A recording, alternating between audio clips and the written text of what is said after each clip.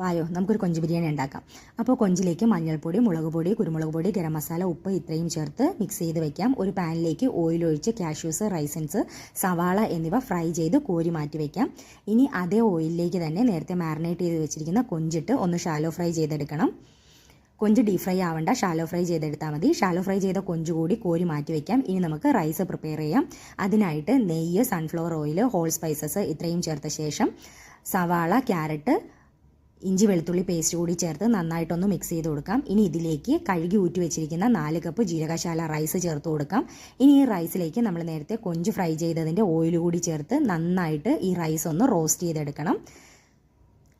Rice നന്നായിട്ട് റോസ്റ്റായി കഴിയുമ്പോൾ ഇതിലേക്ക് 6 കപ്പ് വെള്ളം ചേർത്ത് ഉപ്പ്, നാരങ്ങാനീര് എന്നിവ ചേർത്ത് നന്നായിട്ട് മിക്സ് ചെയ്ത് ഹൈ ഫ്ലെയിമിൽ അടച്ചു വെച്ച് ഒന്ന് കുക്ക് ചെയ്യാം. നന്നായിട്ട് തിളയ്ക്കുന്നവരെ അടച്ചു വയ്ക്കാം.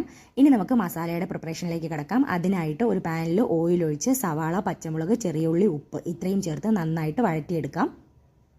അപ്പോഴേക്കും റൈസിൻ്റെ വെള്ളം ഒന്ന് വറ്റി വന്നിട്ടുണ്ട്. ഇനി നന്നായിട്ടൊന്ന് മിക്സ് ചെയ്ത ശേഷം ഫ്ലെയിം ലോയിലേക്കാക്കി അടച്ചു വയ്ക്കാം.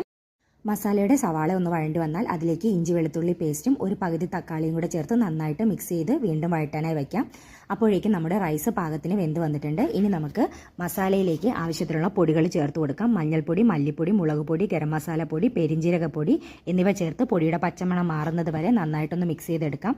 ഇതിലേക്ക് 1.5 ടേബിൾ സ്പൂൺ ടൊമാറ്റോ സോസ് ചേർത്ത് നന്നായിട്ടൊന്ന് മിക്സ് ചെയ്യാം.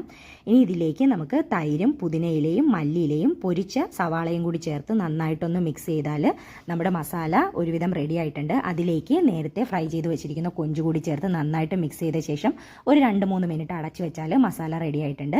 ഇനി നമുക്ക് ബിരിയാണി ഒന്ന് ദം ചെയ്യാം. അതിനായിട്ട് മസാലയുടെ മുകളിലേക്ക് നമ്മൾ നേരത്തെ തയ്യാറാക്കി വെച്ചിരിക്കുന്ന ചോറ് ഇട്ട് കൊടുക്കാം. അതിൻ്റെ മുകളിലായിട്ട് ഫ്രൈ ചെയ്ത് വെച്ചിരിക്കുന്ന കാഷ്യൂസ്, റൈസിൻസ്, സവാള എന്നിവ ചേർത്ത് കൊടുക്കാം.